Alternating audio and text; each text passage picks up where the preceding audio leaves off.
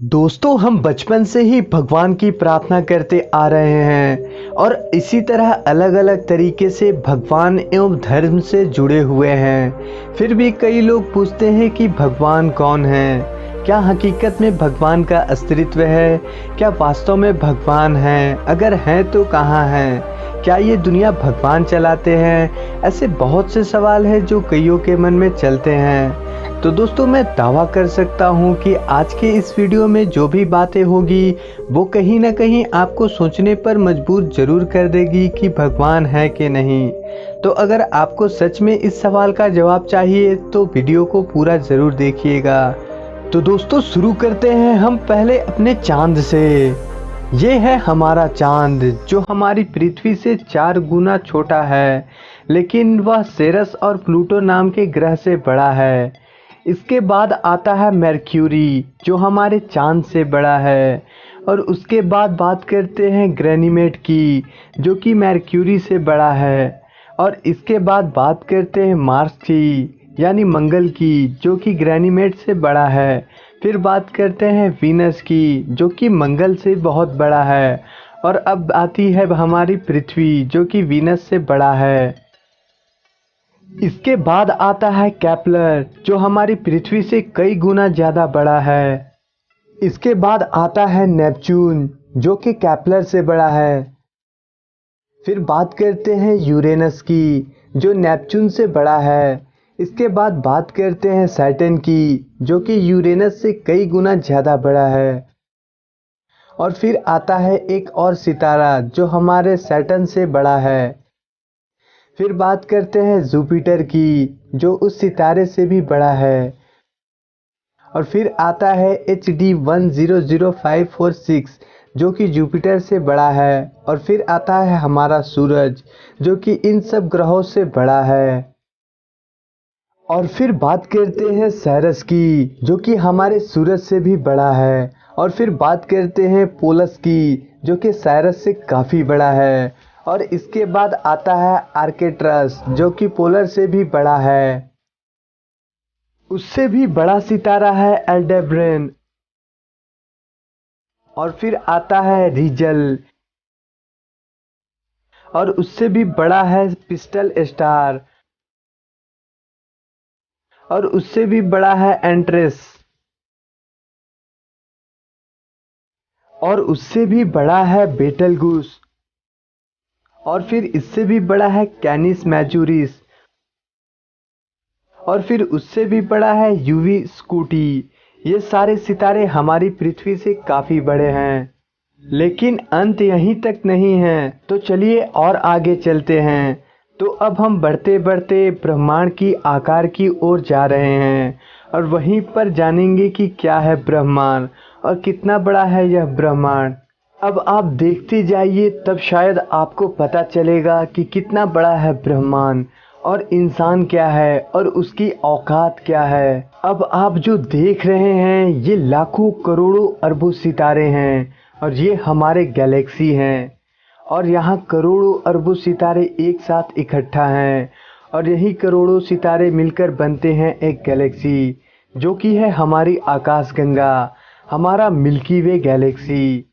यह है हमारा आकाशगंगा जो कि बहुत बड़ा है, जिसका सीमा अपार है, जिसमें करोड़ों अरबों सितारे हैं। यही है हमारा मिल्की वे गैलेक्सी। देखिए कितना विशाल है हमारा मिल्की वे गैलेक्सी। इतना नहीं, मिल्की वे गैलेक्सी के सामने एक और गैलेक्सी है, और ना जाने ऐसे और कितने गैलेक्सी और आकाशगंगा हमारे चारों ओर हैं, करोड़ों की संख्या में हैं, और इन्हीं सबको मिलाकर बनता है हमारा ब्रह्मांड। सारे गैलेक्सी, सारे सितारे और सारे आकाशगंगा मिलकर बनता है हमारा ब्रह्मांड। ये है हमारा ब्रह्मांड जिसमें लाखों करोड़ों अरबों की संख्या में गैलेक्सी हैं। ये है हमारा ब्रह्मांड।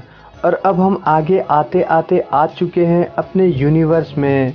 ये है हमारा यूनिवर्स। और इतना ही नहीं, ना जाने हमारे यूनिवर्स की तरह कितने और यूनिवर्स हैं जो लाखों करोड़ों की संख्या में हैं, और यह लाखों यूनिवर्स आपस में मिलकर बनाते हैं मिल्की वर्स। और क्या पता मिल्की वर्स के ऊपर भी और कोई मल्टीवर्स हो, हजारों करोड़ों की संख्या में।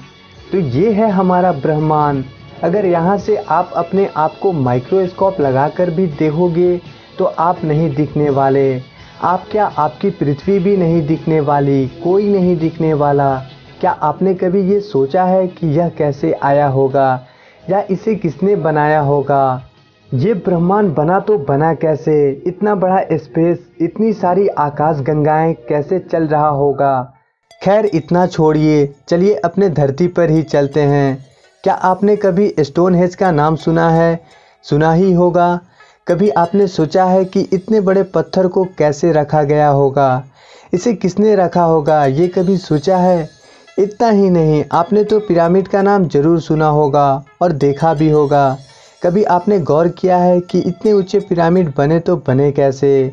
कैसे एक पत्थर के ऊपर एक पत्थर रखा गया होगा? जहां एक पत्थर का वजन 5 टन है, हाथी भी 5 टन के पत्थर को खींच सकता है, लेकिन इतनी ऊंचाई तक इसे कैसे रखा गया होगा? उस समय तो आज के मॉडर्न क्रेन भी नहीं थे, सोचो। अल्बर्ट आइंस्टाइन की थ्योरी के हिसाब से अगर धरती से मधुमक्खी की नस्ल खत्म हो जाए तो उसके कुछ साल बाद इंसान भी नहीं रहेगा और ना जाने कितने प्रजातियां खत्म हो जाएंगे। क्या आपने कभी सोचा है कि धरती से अगर इंसान ही खत्म हो जाए तो क्या होगा? चारों ओर हरियाली होगी, मौसम पहले जैसे हो जाएंगे, पेड़ पौधे जीव जंतु खुलकर सांसें लेंगे, कोई पेड़ नहीं काटेगा, प्रदूषण खत्म हो जाएगी, वातावरण अनुकूल हो जाएगा। क्या आपने कभी गौर किया है कि जानवरों के इतने प्रजातियां हैं लेकिन इंसानों के क्यों नहीं? बंदरों की इतने प्रजातियां हैं, सांपों के हजारों से ज़्यादा प्रजातियां हैं, पर इंसानों की क्यों नहीं? क्या आपने कभी सोचा है? मानो या ना मानो, लेकिन ये बात सोचने पर मजबूर ज़रूर करती है कि भगवान है या नहीं। इस सवाल का जवाब किसी के पास नहीं है और जिसके पास है वह इस दुनिया में नहीं है। ये तथ्य बिल्कुल वैसा ही है जैसे किसी ने भूत को देखा है।